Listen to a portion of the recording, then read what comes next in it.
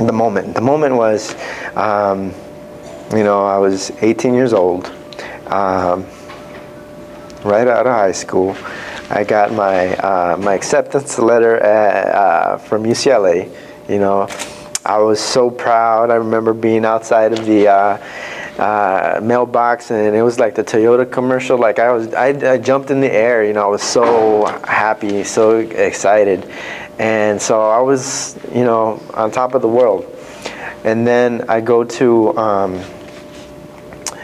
UCLA. My first experience there is like this orientation weekend. You go there, you get to stay in the dorms, you go and you pick your classes. There's a bunch of young people. Everybody's excited, And so I was excited too.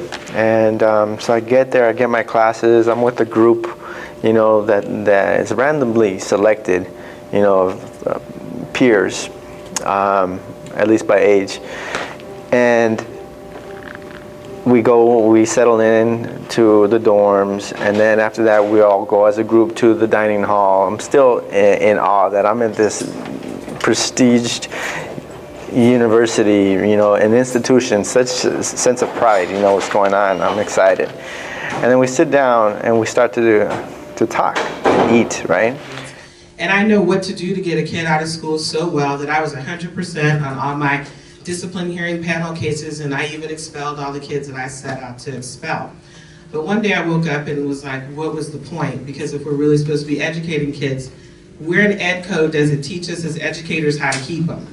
So when you say that people's ratio and teacher salary level and support positions don't move the needle, I would strongly argue that those things must be in place so that we can focus as educators on the things that do move the needle. It was actually 2 weeks ago.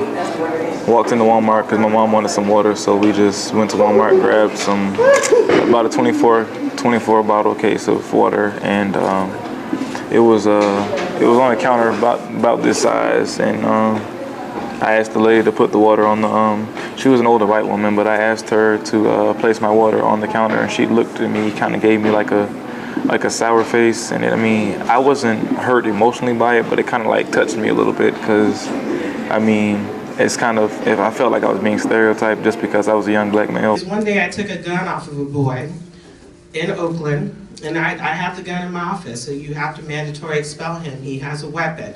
Well, when I heard the story, his brother had just been shot 2 weeks prior. His mother had been jumped. He had been beat up and had been in the hospital. And his journey from where he came from home just to get to school, he didn't feel safe, and the only thing he knew to do was to carry a gun.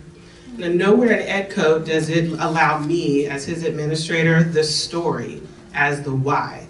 What it does tell me is that I have to mandatory build this case, which, by the way, I was really good at, so I already knew what the outcome was going to be. So today, what I decided when I went to go be a principal is, I try to give parents an option when it comes to discipline, because we all know what the outcomes are going to be. But the problem is that we all know this knowledge and other people don't too. I don't know how we're supposed to change all this. I mean, in all honesty. So where I started is with myself, in that I refuse to suspend kids right now. But the conversation with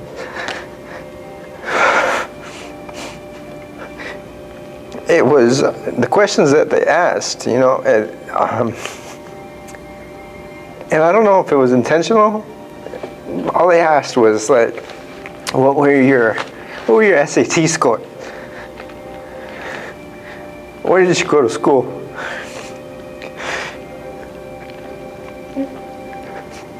And that pride, that excitement, it turned into anger.